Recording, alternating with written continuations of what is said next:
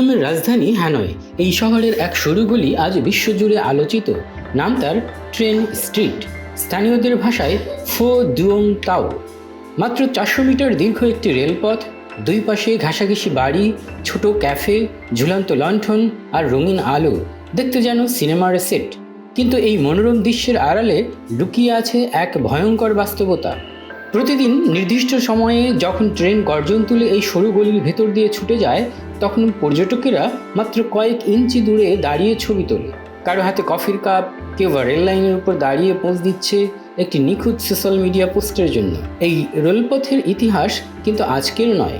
1902 সালে ফরাসি ঔপনিবেশিক শাসনের সময় নির্মিত নর্থ সাউথ রেলওয়ে হ্যানয়কে হো চি মিন সিটির সঙ্গে যুক্ত করে।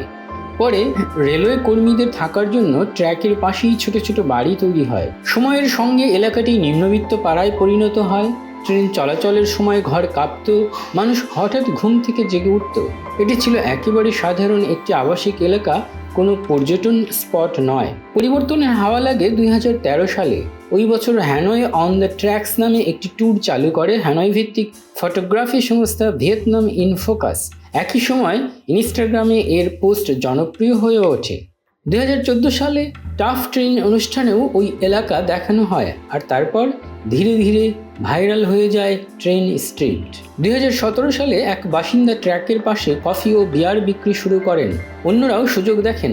অল্প সময়ে গড়ে ওঠে ক্যাফে, বার, সাজসজ্জায় ভরা এক আলোকিত গলি। আজ পর্যটকেরা ট্রেন আসার প্রায় 30 মিনিট আগে হাজির হন। দোকানিরা তাদের ট্র্যাকের পাশে বসান।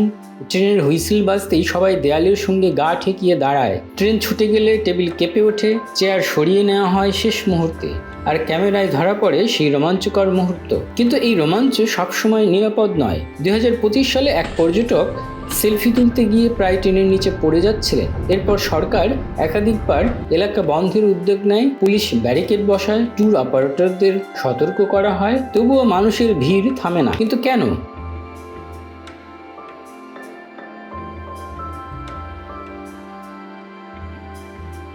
অনেকে মনে করেন সামাজিক যোগাযোগ মাধ্যমই এই উন্মাদনার মূল কারণ।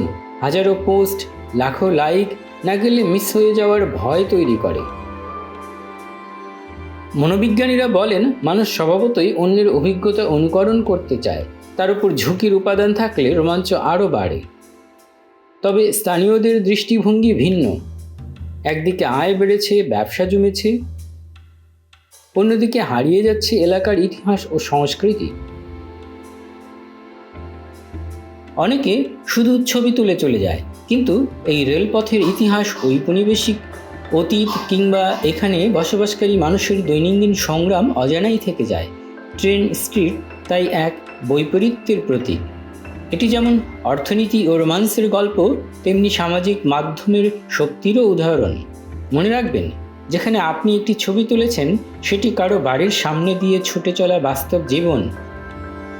আর সেই ছবির জন্য কখনো কখনো জীবনও ঝুঁকির মুখে পড়তে পারে। আপনি কি সেই ঝুঁকি নিতে প্রস্তুত?